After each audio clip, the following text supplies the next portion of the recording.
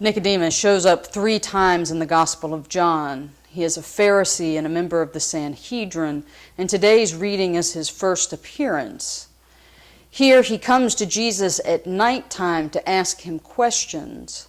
He begins by saying that he knows that Jesus is from God, that he has heard of the signs that Jesus has performed. But that's as far as he can really go. When Jesus begins to talk to him about needing to be born from above, needing to be born of water and spirit, Nicodemus can't get past the literal meaning of that. He can't understand what that would mean for him.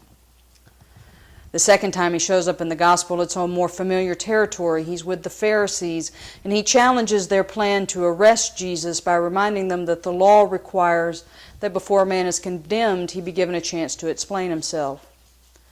The final time he shows up is with Joseph of Arimathea, and they together take Jesus down from the cross and bury him.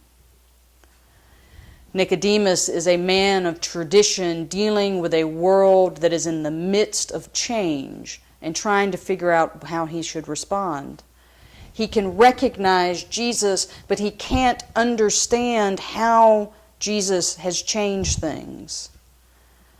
Today we face a similar situation. We're in a world that is changing so fast that the church is trying to figure out what it should do. Does it hold on to some traditions? Does it set some aside? Does it try to keep up, or does it just stay the way it has always been?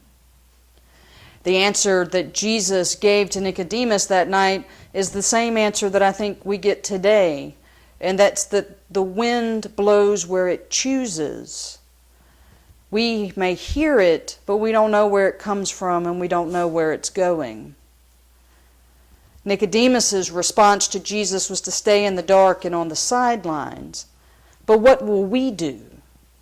We have the benefit of living in a world where we have seen the power of the Spirit. We have seen a faith started in first century Palestine that now encircles the world. We have seen how believing in Jesus can lead to transformation. So now we have a choice. Are we like Nicodemus? Do we stay in the dark and on the sidelines and come out only to bury the body? Or do we step into the light, into a living God, into the wind of the Spirit, and go where it leads?